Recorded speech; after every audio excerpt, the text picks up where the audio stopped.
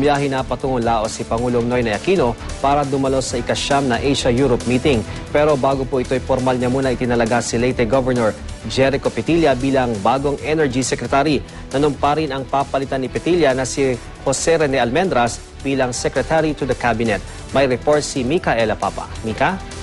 Nakalipad na nga ang Pangulo patungong Lao People's Democratic Republic upang dumalo sa ika-9 na Asia-Europe meeting.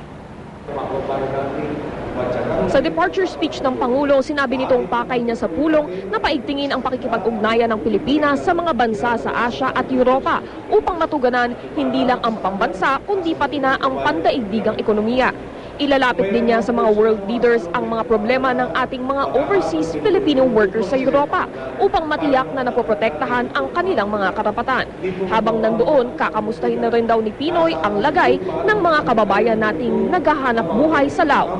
Pero bago umalis, pinangunahan muna ng Pangulo ang panunumpa ni dating Department of Energy Secretary Rene Almendras bilang Secretary to the Cabinet, pati na ang oath-taking ni Leyte Governor Jericho Petilla na siyang papalit kay Almendras bilang kalihim ng DOE dito mismo sa departure area ng NAIA Terminal 2. Ayon kay Petilla, hindi na bago ang mga problema sa enerhiya, ngunit kailangan niya ng panahon upang pag-aralan ang buong sitwasyon.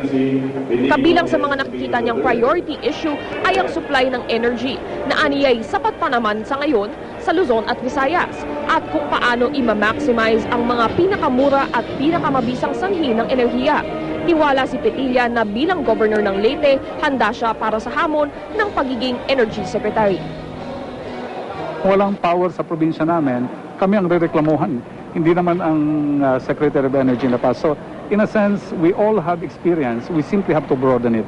Before I even start looking at the specific actions, I really have to look at the situation, the overall situation.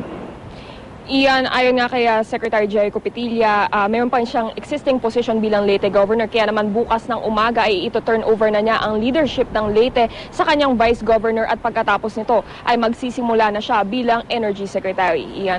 Maraming salamat sa iyo, Micaela Papa.